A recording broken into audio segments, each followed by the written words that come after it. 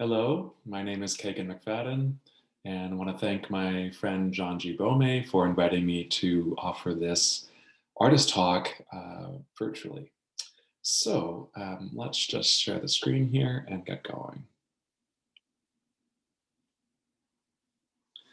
I should tell you that I come to visual art first from the point of view of as a writer. So I am a writer and a curator, which means I often make room for words. I studied art history and also creative writing in university before curatorial studies. So this is all to say that this presentation will be a mix of visuals as well as texts interspersed. I also want to read you a poem to start off with. So this poem is by Amber Dawn, who is a a Vancouver-based poet, and it's from her collection When the Words End and My Body Begins. And the poem is called Queer Infinity. And Queer Infinity is what's called a glossa, which it's a kind of poem that takes lines from another existing poem by someone else, sort of as an homage to that other poet. And so what Amber Dawn has done is she's taken four lines from a previous poem and interspersed them as the last line for each of the stanzas in her new poem. Okay, I hope that makes sense. So here goes, Amber Dawn's Queer Infinity. And the glossa that she borrows from is Brenda Shaughnessy's I'm Over the Moon. And Brenda Shaughnessy wrote, I'm angry, I'll take back the night, using me to swoon at your questionable light. You had me chasing you, the world's worst lover, over and over. And so Queer Infinity goes like this. We tried to make the double odds a hold-fast decade. Many of us got sober or adopted cockeyed dogs named Radar. We craved long-term goals, 5-year plans. But why, when this time the world really seemed to be ending? Supermoon, Katrina, Cyclone Stan, Frankenstorm, ice caps melted in our ozone epoch, bubbles bursts. We knew there'd be no reply during the tsunami. Still, we phoned Kerala and Chiang Mai. Our queer transmigrant families span the four corners. There's crisis in every time zone, it's true. I'm angry, I'll take back the night, using me to call Amsterdam at midnight to relay a friend's death notice. Use your car to drive to the airport and then to the airport again. Use her stovetop to make 2 weeks worth of one-pot meals. Use each other's raw bodies to remind ourselves how to pray. Queer grief is a blueprint. We got this shit wired tight. Maybe we've become too good at losing. Are we trauma bonded? I can't speak for the whole, only myself. I'd sooner howl at a wounded moon. Yes, I might swoon at your questionable light. But at least I still swoon. My scabby kneecaps may always weep pink. I'm so often floored. I'll never be a 2-foot on the ground girl. Let me guess, age didn't temper your passion either. Your passion, like mine, only became more strategic. It's not called a movement for nothing. Anonymous or rough, queer sex was our coup de coeur.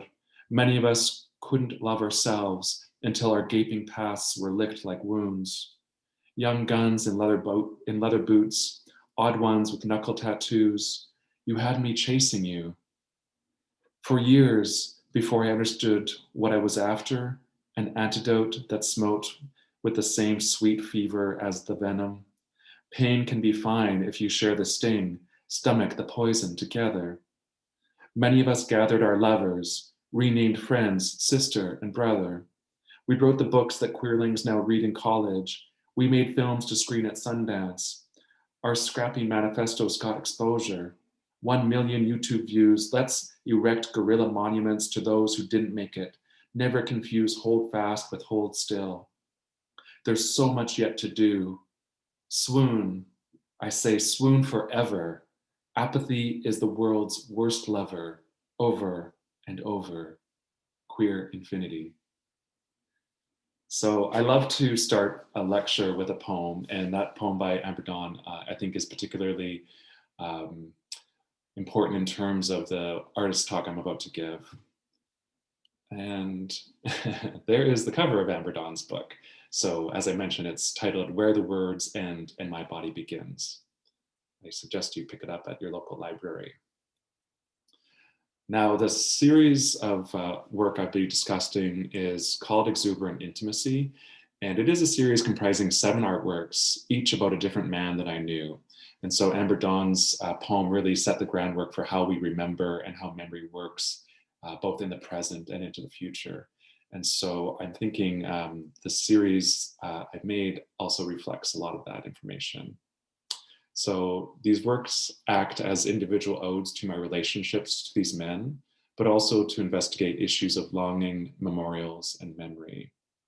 Now, I should say also that these relationships to men are both, platonic, between friends, also familial, and then also sexual. So it's sort of like a range of exploration. But the big question I try to answer, or at least point to as an artist through this body of work, is how you relate memory through a visual artwork. So here we go. The reason John invited me to offer this lecture is because I just had the show A Separate Piece and Other Bouquets here in Victoria at Deluge Contemporary Art. And this is the 3rd time that I presented this body of work across Canada. So the last time was in 2019, 2020 at Langage Plus in Alma, Quebec.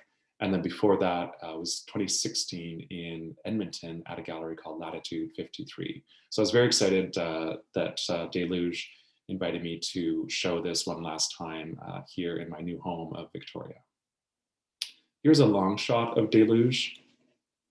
And so I'll go sort of piece by piece throughout the exhibition and give you a little bit of background on how I came to make the work, and then also read some works or some words that have to do with it. So the first piece is that mirrored plinth with the bell on top of it, and it's called Masturbating in Public.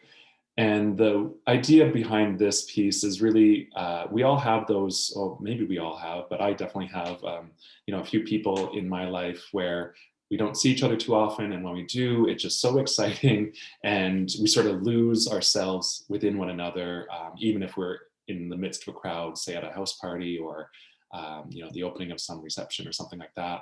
And so it doesn't even matter who's around because we're just so, vibing off of one another. And so I made this work as a sort of ode to someone that I had a very similar relationship to in terms of that vibe. And what it is a 4.5-foot mirrored plinth. It's mirrored on every side.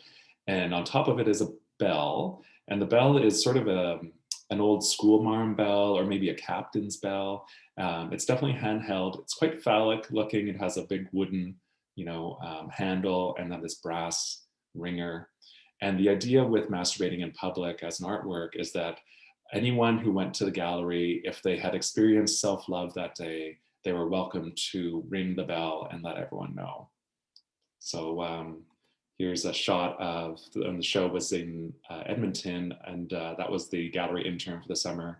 And he was ringing the bell to show people how it worked. The next piece really does have a lot to do with memory and how memory works, at least in my experience, which can be quite muddy and over time doesn't really get any clearer. And so this piece is called One Night Only, and it was made for sort of my first crush when I was a teenager, and his name was Ryan. And the thing about Ryan is even though we were in French immersion school in Winnipeg, he didn't really ever pick up the language. So I made the posters in 3 versions. There's one that's English. And I should say too that these posters were sort of made to look like there was a band, like a underground or a punk band named Ryan. And they were performing for One Night Only in 1995. So it's totally fictional. There was no punk band named Ryan, and they didn't perform One Night Only. But this is sort of how memory works. So I had these posters made up, and again, in 3 languages. There was English, and then French, and the kind of mixed up version of French and English, which is called franglais. Um, and so the idea with these posters is that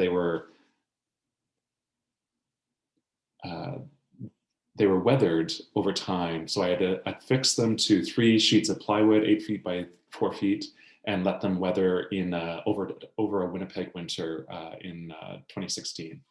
And then I took them off the billboards and then represented them 3 different times, as I said, over the last 5 years. And when these posters were first printed, they were quite vibrant. They're very bright pink, blue, and uh, green. And the snow and the rain and the bird shit and everything else that fell onto those posters over the course of 4 months really bled all together. And so the colors became quite muted, kind of the way memory works. And they started to bleed together, as you saw in, this one is really good. It almost looks like a watercolor. So yeah, I'll read this text, a small essay that I wrote about Ryan. And it's called One Night Only, because we are, and we've always been, or we're not, and we never were. In the small employee parking lot behind a sad strip mall that mostly housed an insurance company and a jeweler perennially going out of business on the outskirts of my neighborhood in Winnipeg's 1970s southern suburb, for some reason, a revamped school bus with the words, "Jesus loves you," spray painted along its sides, was parked throughout the summer of 1996. I had just turned 15 and wandering around late one weekend, drunk on cheap mixed drinks sold in liter plastic bottles, my friends and I discovered the door to this bus was left unlocked. There's something that happens when you don't speak a name for a long time, when you try to remember the sequence of vowels, the number of syllables, the course of inflection. It all sounds wrong, and you're left with what?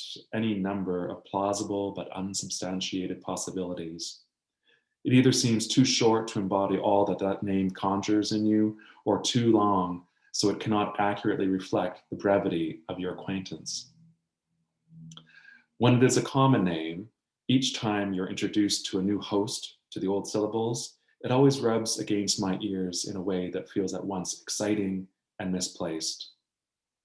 The same goes for dates. When did it all go down? Phone numbers or addresses, who remembers it all anyway? I haven't been able to remember a thing the same way I once did during the time I knew Ryan. There was that time Ryan and I took an old wood guitar from the neighbor's trash. We carried it down to the train tracks and decided to take turns to see who could smash it the best, like a real rock star might. Being a wood guitar, it broke after the first smash against the steel rails, and it lay in pieces among the stones, held together only by a few wire strings left. Ryan moved to Calgary later that summer. We'd often write to one another about music and movies, the drugs we tried, whatever teen angst fogs we found ourselves amidst. I always wished that he had had a chance to smash up that old wood guitar.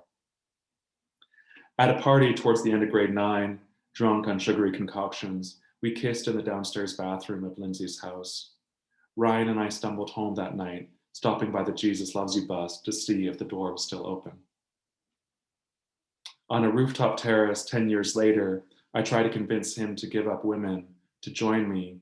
He smiles, shy and polite, says maybe, and orders another beer. Then confesses how the summer so many years previously, he'd spent most of the time following behind me, my fast-paced stride outstepping his slower roll, cursing the back of my head, but refusing to fall too far behind. At some point, I had no idea who he was. Not long after we met, it seemed impossible to have ever not known him. And now we're back to where we started. Every 10 years or so, I return to this unfinished piece of writing about that kid I met who became a man I would never know. It's coming up on his birthday. How is it that I remember that day so clearly, but not his smell, or really even his smile? I have a vague idea of the inflection of his voice, the way he might intone certain words with meaning while letting others lay dull. His tousled hair, But mostly and embarrassingly, what I remember clearly is his concern with music and clothes, skateboards, cigarettes, guitars, girls. He barely held it together, but I was better at pretending. September 2008, phone call in Red Deer. At the bus station in Red Deer last June, your dad wouldn't tell me what was going on. You weren't around. And so I asked a friend to design a set of posters for Ryan, a fictional garage band, which is how he now lives in my head. The posters are in French, English, and Franglais as an ode to the inability to properly grasp the language of our high school immersion experience. Each poster was printed on a selection of regular office Xerox paper, pink, blue, and light green, the same sort of posters that captured my attention as a teenager going to underground shows in Winnipeg during the 1990s. The sort of posters my straight girlfriends would swoon over because it meant that they had a chance to see the dreamy frontman of our local band. I printed the posters in the various colors and then stapled them to an 8-foot by 4-foot sheet of plywood and left them to weather over the winter in my backyard, trying to force a patina that might reflect the muddiness of my own recollections. In the gallery, they are stapled to a similar but new sheets of plywood, as though the billboards of some streetscape had found their way inside, bird shit and sun bleached and pooled rainwater discoloring the original hues, myriad permutations the way I still can't remember his vocabulary or whether he really loved Zeppelin or if that was just more of his dad's thing. When one of you dies, you leave town. When one of you leaves town, you die. Or when that part of you that held the two of you together dies, you move on. Part 2. All these things you don't get to experience because you live as a 15-year-old boy in my mind. Growing pains, heartache, dissolution, depression, desperation, thwarted dreams under the crush of late capitalism. But of course you grew up and you do know all these experiences. I just don't get to witness them taking shape in your life. You've become a great beauty who didn't start out that way in the least. That is how you now live in my mind. When another Ryan falls into place, I can't help wishing it was that first guy, only older now, and maybe he's a shop owner, a gardener, a surfer, a teacher, a carpenter, or any of the other things these other Ryans tell me occupy their time. Maybe he's prematurely balding. Maybe he's a stoner. The left-handed rock star he always wanted to be remains an unlikely option. I invite a Parisian high school teacher over one evening, and among other things, we discuss the prevalence of Western names encroaching on French culture. This poor Jérôme now has students named Kevin, Kevin, as he says it, and Brandon, Brandon, and fewer Françoise or Lux to teach with each passing year. Jérôme takes off his clothes and slowly sits on my squeaky bed. I wonder when the Germanic Ryan first came to France as I pass a towel his way before we fall asleep. In the morning, we are awoken by the squawking of baby seagulls that nest on the roof adjacent to my balcony. He tells me the French word for seagull, and then whenever he hears that specific sound, he will think of me. I make us coffee and toast and send him on his way. Maybe, just maybe, I've made this all up. I've fabricated so many hours of us doing nothing in particular. I've written a history you cannot corroborate. Now I'm left out here on my own, trying to piece together something, anything, or maybe we never were.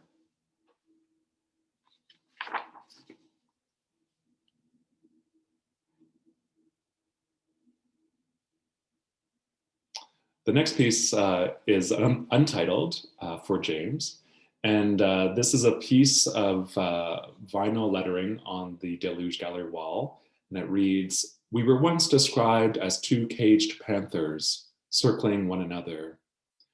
And this is sort of similar to the first piece I spoke about, where it's this sort of sexual but not really tapped into crush or, you know, this kind of exuberancy between two people that's never truly explored.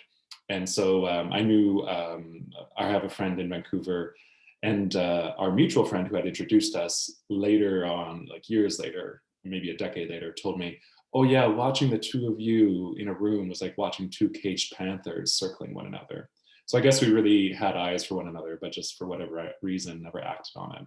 So now this is my ode to him.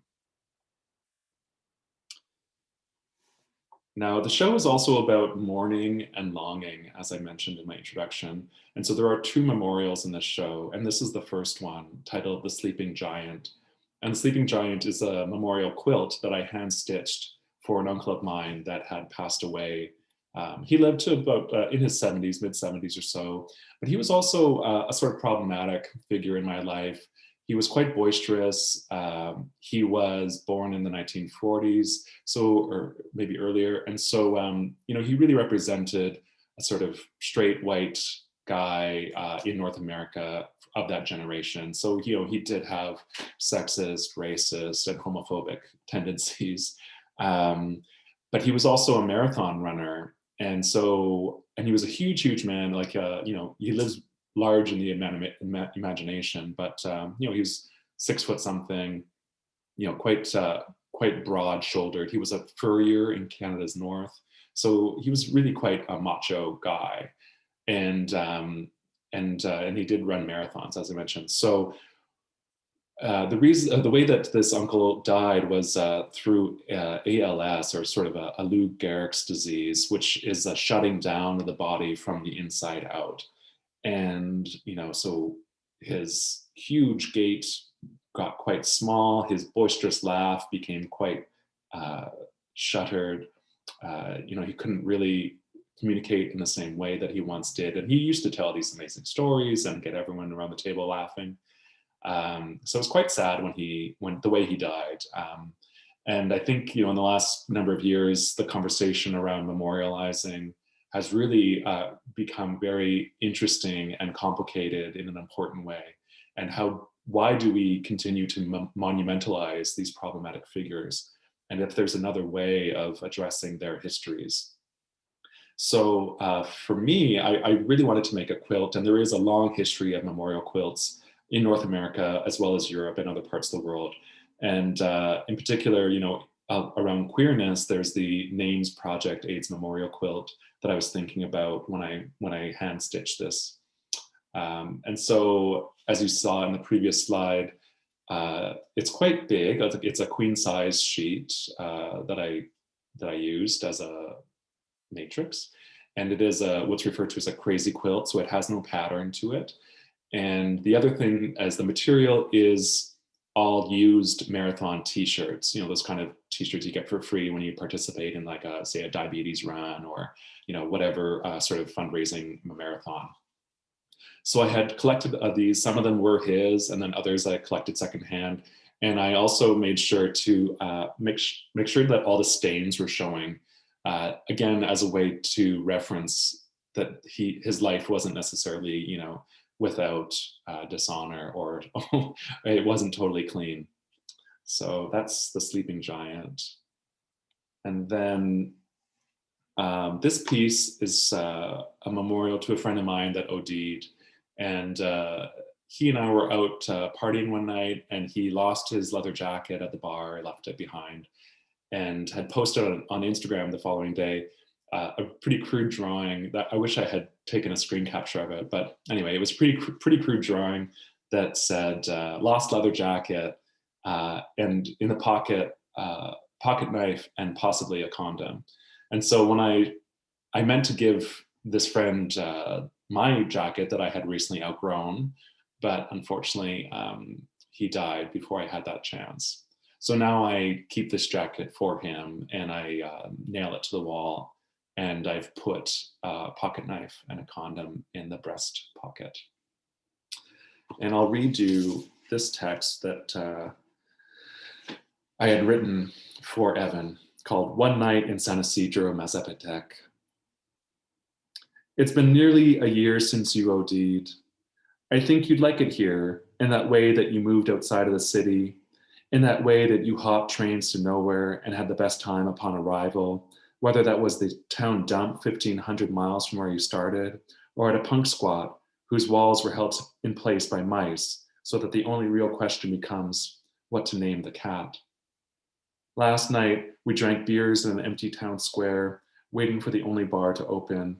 We walked around the town, pissing in dark corners and behind mounds of rubble broken brick, and joking about how teenage we were acting, us 5 grown men in our 20s, 30s, and 50s, respectively. 12 hours earlier, this neighborhood was all side alleys full of vendors selling everything from barbecued shrimp on a stick to miscellaneous electronic cords for recently outmoded technologies. Now these dusty cobblestone streets are practically barren. The nearly 4,000 inhabitants who have made their lives 45 minutes from Guadalajara are more or less nowhere to be seen, save for the random dogs practically on every other corner, the few kids riding bikes before bedtime, and their parents hanging out of windows to chat with friends in the night heat. Last night started off with the 12 of us, last night started off with the whole family taking us artists in town for a traditional dinner, canteen style. Delicious, of course. Esteban, who's my father's host, Esteban, my host's father, took pride in telling us about pupusa, folded dough full of beans, meat, and cheese, just like the kind his abuelita would make him when he was a kid.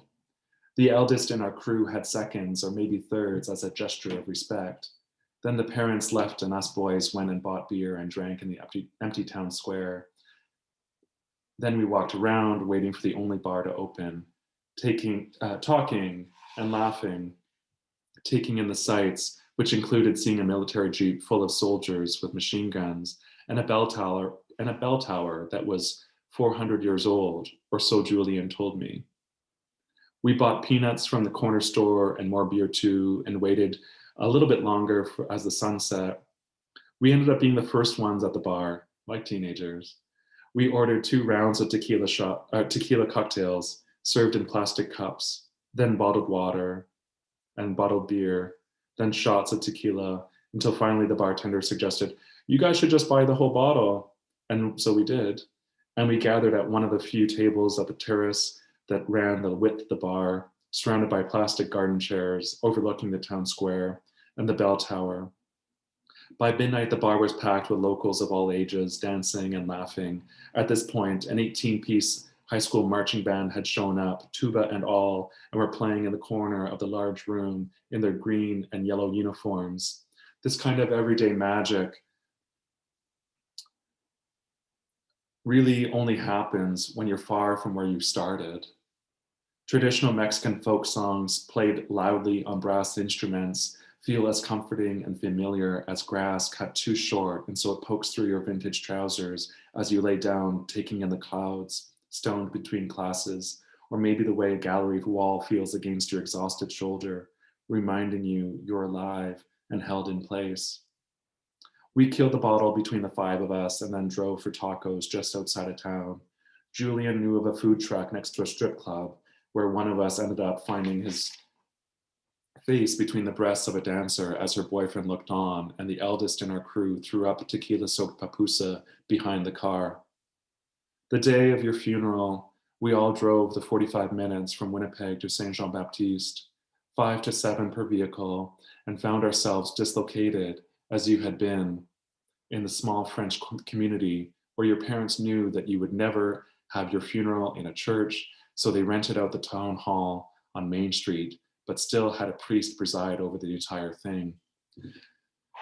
Your closest friends masking their laughter at his absurd liturgy, with faux crying semi-hidden in the wool wrists of sweaters pulled up over fists and then close to mouths. Heads lowered, shoulders bouncing. The first 4 rows of chairs were left for friends since we were your chosen family.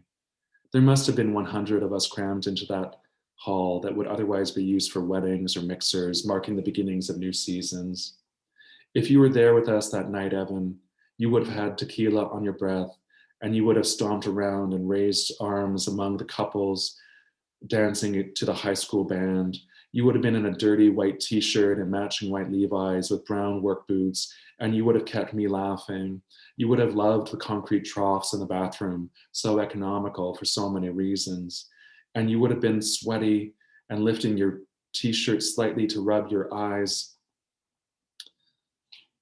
Sorry. And you would have been sweaty and lifting your t-shirt slightly to rub your foggy eyes with the inside of your stretched out collar, your stomach hair glistening under the bare bulbs, swinging in the dark bar full of din as the February moon hung low over San Isidro Mazapatec.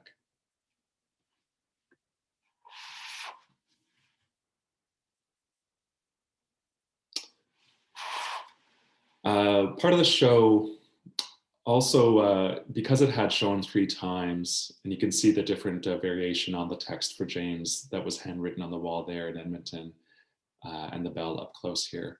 But I want to draw your attention to the flowers in the center. So this piece is called A Pansy is a Pansy is a Pansy. And it's for a mentor of mine, Doug Melnick, who's a visual artist in Winnipeg and has made his career really making very queer artwork that has gone unappreciated and undernoticed for too long. But you know, he still loves to draw kind of, you know, sexy drawings of naked men in various situations. And the long title, A Pansy is a Pansy is a Pansy, is a sort of riff off of a Gertrude Stein kind of lyricism. So I wanted it to talk about flowers and friendship. And of course, pansy is a pejorative term for a gay man. So I planted this honorary garden. It's not a memorial, as Doug is luckily still with us, thankfully. And I planted this garden in Edmonton and in the gallery, which is, you know, it was quite dislocated and jarring for some people to walk inside a gallery and then see these living flowers. Then when I was invited to restage the show in Quebec, it was wintertime. And so I thought, well, I can't really plant a garden of 100 pansies in Quebec in the winter. So what I did instead was I went to the local thrift store and I luckily found this little candy dish that has pansies painted on it. I installed it in the corner of a gallery, or of the gallery there in Quebec. And then I provided all these violet or lavender pieces of paper with some pens and pencils, and encouraged everyone to draw their own pansy. And again, lavender is a sort of queer color historically. And so there's a huge amount of drawings that came back, and that came back to me. And after that, I decided to make a publication with the title A Pansy is a Pansy is a Pansy. And inside has the scans of all the drawings that came back to me, including this quite phallic flower, which is very impressive, blooming in its own way.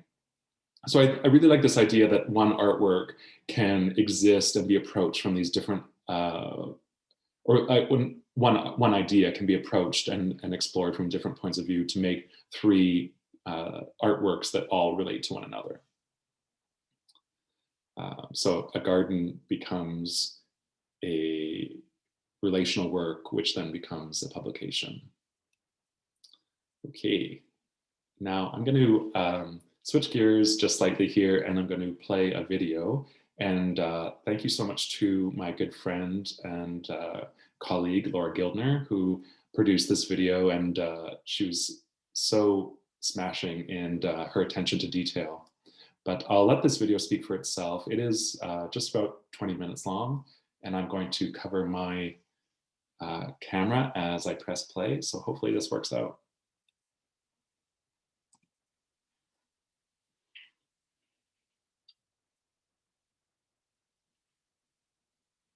It took me 2 years to leave my 2 decades-long relationship. Sometime midway through the first of those years, I began collecting pictures of men in pairs with their backs to the camera. These are images of men, boys, friends, fathers and sons, brothers, lovers, teammates, models, colleagues and coworkers, uniformed, naked, casual, improbably staged, but all in pairs. I stole them from Instagram over the course of 1 year, screen grabbing them one at a time. I slowly built up a cache of photos featuring these men walking or facing away from the camera lens, turning their back on the world and into themselves. I accumulated 500 of these images. When you begin to look for something, it becomes all you can see, getting in the way of what is actually there. The collection started with a picture Louis Jacob posted of two elderly men at the Art Gallery of Ontario, inspecting a huge classical painting in a gilded frame. Their slouched and slumping postures, wrinkled, casual button-down short-sleeve shirts, and orthopedic shoes are in stark contrast with the delicate brushwork articulating a scene of devastating violence. A massacre carried out by Roman soldiers on a barely clothed crowd, tangled in the street. Looming architecture with Corinthian columns emboldened the three-point perspective. Something about those skies captured Louis's attention, and mine just the same. It was an innocent moment of curiosity and meaningful togetherness at a presumably safe point in a long lineage of violent histories. From there, the collection snowballed into a dozen, and then a dozen, nearly 5 times over. I even tried taking a few shots myself, at Pride, at the mall, walking down the street, but these were false. They existed in a way that was too immediate, with no discovery. There's an image of Brian Mulrooney's twin grandsons, holding hands, their matching polo shirts and popped collars. There's one of Colin and Ray playing mini golf, boys playing video games, ranchers staring off into a field, and cowboys staring down a highway. Lovers crushed together at a rock show, friends riding bikes, paragliding, fishing, skipping rocks, waiting for the subway, riding the bus. Grooms walking down the aisle in matching khakis, holding balloons at their outdoor wedding. 2 men praying separately at the Wailing Wall. A pair coming from a tennis match with dog in tow. Models flaunting full asses. Likewise, a David Hockney painting, 2 boys in a pool, Hollywood 1965. All of his beautiful California blues and punched up greens, along with the ripe peachiness of the subjects' behinds, as they lift themselves to dry land, has been stripped away as I had this collection made into uniform black and white in order to print them as wallpaper and then eventually as a book. There is a precursor to this action of collecting images. When HOTAM had asked me to contribute a photographic series to his then newly minted XXX Queer Zines project, I had offered 19 unconnected color photographs of myself walking away from the camera. Unbeknownst to me, my partner had captured this recurring theme on our travels around the country and beyond. There I was, walking up George Street in St. John's, strolling down a cobblestone path on the way to a waterfall just outside of Reykjavik, taking in the mountains of Banff, or waiting at a crosswalk in San Francisco, checking my email at a hotel lobby in Portland, leaving the Gimli Beach one chilly afternoon, hosting a party in our Winnipeg backyard, dancing at a club in Quebec. Always pictured isolated, solitary among a crowd. When I asked about these images before appropriating them for the zine, he explained that I never posed for photos, and so this is what he learned to do over our time together. I still have trouble posing for the camera. I always have. I titled the collection What I Saw and What I Did Not See. In this way, the 2 books are twins, of course not identical, but maybe more like the kind where one consumes the other in utero. I have always had an uneasiness about actual twins, though as a queer Gemini, I remember being overjoyed learning the story of Castor and Pollux. The ancient Greeks explained fraternal twins as the clear evidence that the mother was consort to both her husband and a god, resulting in one of the siblings being immortal, Pollux in this instance the son of Zeus, who appeared to Leda as a swan, while the other would usually perish in some ghastly way, unfortunately for Castor. These boys grew up to be inseparable and fought alongside Jason and the Argonauts. Castor was struck in either battle or a silly roughhousing accident. It doesn't really matter which. He died. Forlorn, Pollux pleaded with his father to make it so he and Castor would be together again. The result was that Zeus turned them both into a constellation in the sky. The sight of their stick figure likenesses became a good omen to sailors mid-journey. An image I stole from HOTAM's Romances series of two sailors looking out into the ocean appears in the latter half of my cobbled together collection. Anything can be a bridge. My sister-in-law shook her head in disbelief to learn that my partner and I were still sharing the same bed a week before I was set to move to a different province, quipping, "Only gay men." The one night I tried to sleep on the couch, he told me not to be silly, that we would still share a bed. Subsections begin to emerge: men in galleries, men climbing ladders, men braving oceans, pissing, a surprising number of men at urinals or aiming at the broadside of a low-lying industrial building in an empty parking lot. Of course, men in various physical activities at beach or mountainside, wrestling, walking dogs, enjoying the sunsets, buns out. But there's likely a tie of images depicting men between embracing and men walking side by side. To actively seek out images of couples while in the midst of uncoupling seems so obvious, and yet it took me 4 years to realize what I had collected was an approximate portrait of that which I was letting go. This collection of 500 images premiered as a wallpaper for a show at Latitude 53 in the summer of 2016. It acted as a sort of vortex at the height of Instagram, resulting in a meta idea where at the opening, numerous people took selfies in front of the grid while others pointed and snickered at various rude or crude images or endearing ones before uploading carefully framed and filtered snaps to their feeds. The thing I remember most about that opening is that my partner showed up as a surprise, spending too much money on last-minute airfare, and I was crestfallen at how much I wish he hadn't done that. How I had no idea how the evening might unfold, only knowing I wished he wasn't there for whatever was about to happen. It might have been his grand gesture to save what we were both losing, but a year later I would move out. The wallpaper installation, mammoth in its own right, became a memorial to our crumbling relationship. There was a time when you held photographs, held on to them as either your favorites or as the only ones you had from any given occasion. You held on to these mementos as a sort of ransom to your past self when you couldn't bring yourself to burn the evidence for whatever reason. Or others you forget about, only to be reminded when you pack for a move or open a book after years looking for a specific passage or poem. Princess Diana died in 1997, and the news broke as we were on one of our first dates. She was 36 at the time. At age 36, I devised a plan to leave the corpse of our relationship, the same age, only 20 years later. The artist, Dave Diamond, whose practice borrows heavily from music history, created 1 Minute of Silence, 2006, a time-lapse photograph which documents a recording of 1 minute of silence from the record of Princess Diana's funeral playing on a turntable, the shutter left open for the duration of the track. I bought this edition at a fundraiser for Plug-in ICA, and when I took it home, he feigned interest, but enjoyed the idea of a photograph of a record. Maybe he liked that image of the record spinning, its muted yellow sticker in the center, a sun becoming a harvest moon.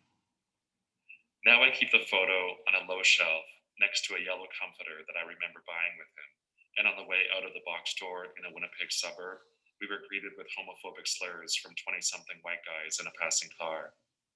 This was a recurring reality, parsed out just far enough to sometimes forget, having first happened on a walk through our neighborhood as teenagers.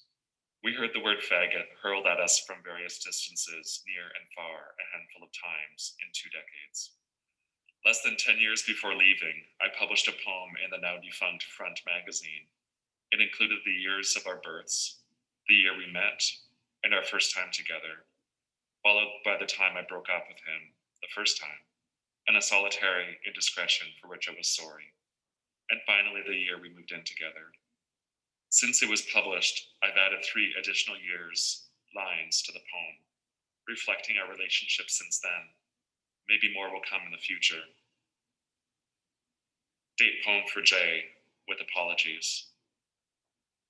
1978, 1981, 1997, 2000. 2006, 2007, 2015, 2016, 2017. We once made a list, spoken, not written, of all the places where we had fucked over the years. All the precociousness of teenage boys operating out of sight, developing their own vocabulary and exploring the forgotten parts of a suburb. The quiet streets, even the train tracks behind a development in progress, added up to a substantial list.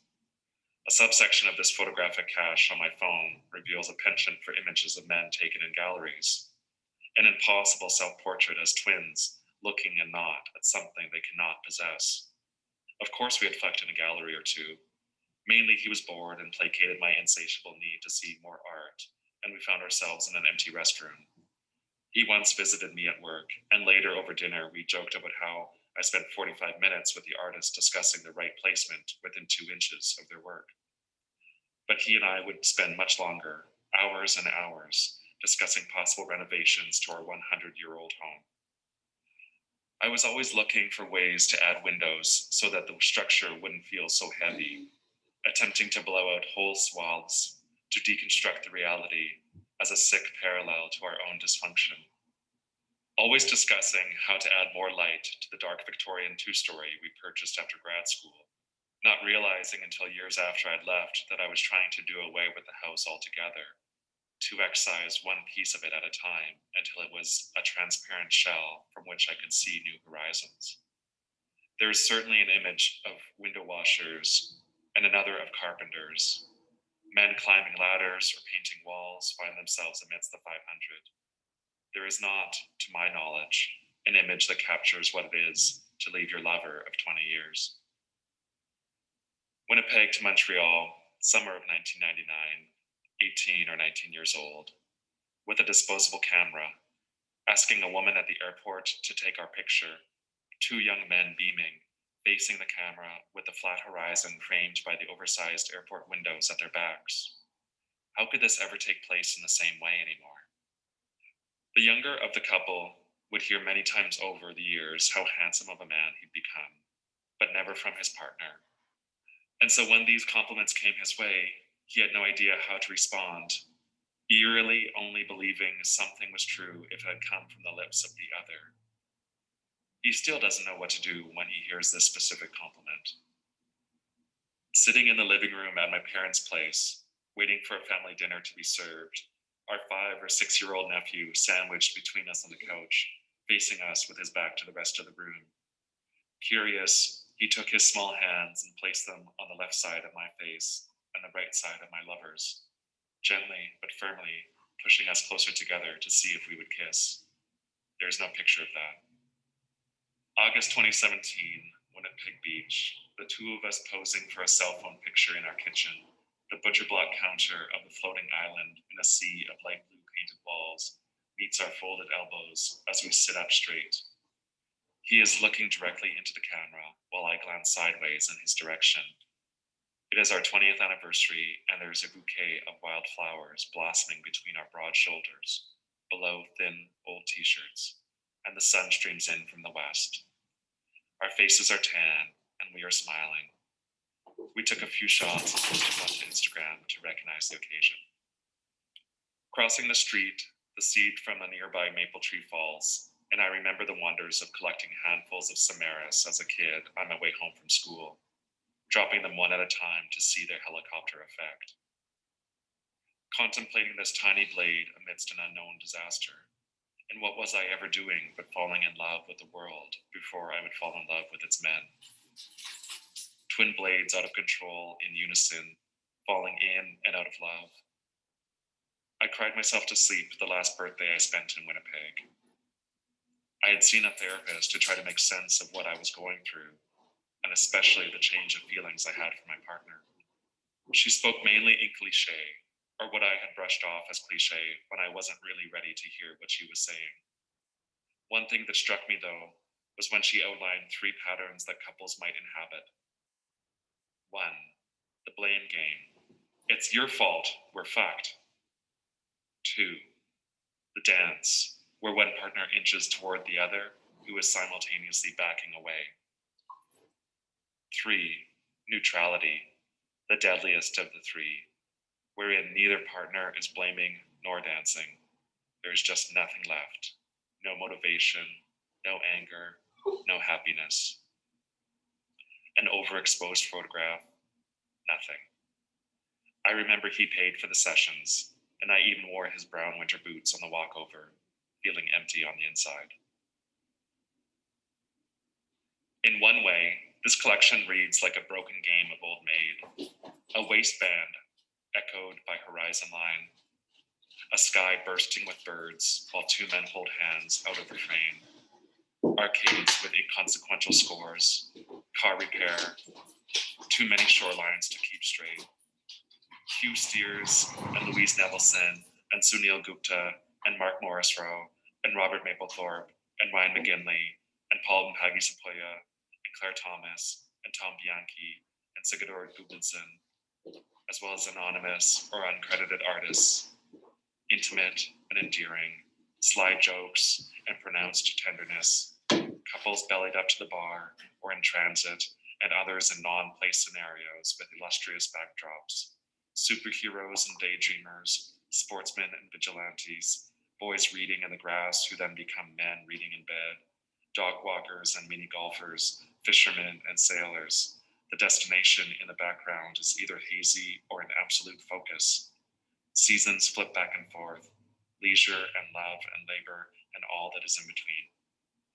I gave up Instagram less than 6 months after leaving Winnipeg. I'd never been on Facebook, never tweeted, nor posted, or any of that social media bolstering. Not as a point against those who do, but more out of self-preservation, like so much of everything I've learned to not do. So to have anchored myself to these 500 images as a way of paving a road toward what I want, or away from where I knew I no longer wanted to be, seems both false and full of promise. The way you try a new restaurant with trepidation, but blind optimism. Writing anything, he thought it was always about him, starting as a joke in high school, but in every joke there is a deep buried truth lurking. So few of my poems were about him, apart from the best ones. When you start looking for something, you see it everywhere. This then becomes a blind spot, where you are no longer able to see what is right in front of you. A misdirection, the wrong turn down an alleyway that leads to a canal to take you far away from where you started. But without an image of him currently, having been silent between one another for months and years after 2 decades, it's hard to understand that he has continued to thrive without you by his side. Since deep down you know you might not have been there for him in the same way he'd been there for you. You wonder how you can become friends all these years later. The first summer in my new city, I befriended Tom, a gorgeous Glaswegian, who told me that 20 years together is really something to be proud of, not to be shy about, even if it had dissolved. I was never worried about tomorrow, just as Castor was never worried he would ever not be side by side with Pollux.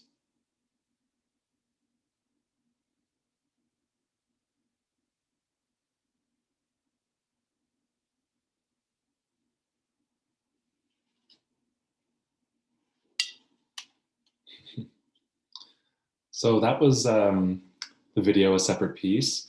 And obviously the show at Deluge was titled Separate Piece. So it is the sort of anchor to the exhibition, the largest work in the show. And it's going to be become an artist book as well with the local publisher Flask, which is run by the artist Linda Gammon. So that book will be like, well, there's 500 images and each has its own page and they're not double-sided. So the book is going to be like 1,000 pages or something like that. And it includes the essay that you just heard me read over the video. So again, it's similar to the garden where one work has multiple sort of realizations, I guess, within this series. And the final piece I'll talk about, oh yeah, these are some close-ups, and that's what the wallpaper looked like at Deluge. It had in the previous iterations that had been even larger or taking up more space, but Deluge is not an enormous gallery. But one of the nicest things about Deluge is that it's taller than it is wide. so it has this enormously high ceiling and these beautiful old windows. And so I wanted to make a work that was specific to the show at Deluge.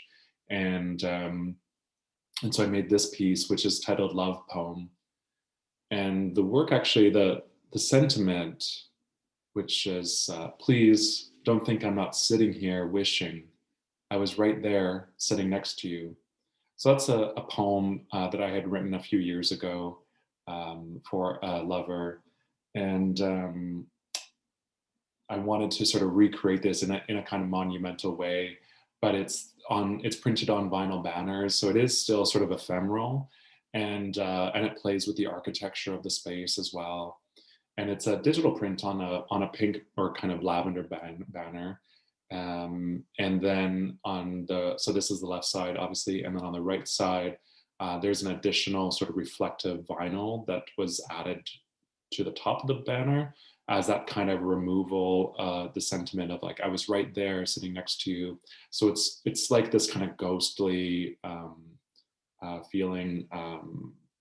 Yeah, so this kind of longing that I explore in this body of work. So I'll just back up so you could see what they looked like again in the space. It's very difficult to document an artwork in front of an open window, but there you have it. And so I think overall, it's so nice to have this opportunity to recap the exhibition, and I really just want to thank John and of course the students at Camosun for your interest in my work. And I think if any, I do approach visual art from a very specific point of view, as I mentioned, as a trained curator, but also as a poet and a writer, essayist. As I read 3 essays today. And so I really don't have a studio practice. I only make art when I know that there's going to be an exhibition. So I don't have that kind of tried and tested idea that like maybe a painter or some performance artists that I know that they think through making. I really have to do all my thinking in advance and then make the object, or quite often have the object made for me. So because I just don't have a studio practice or studio background.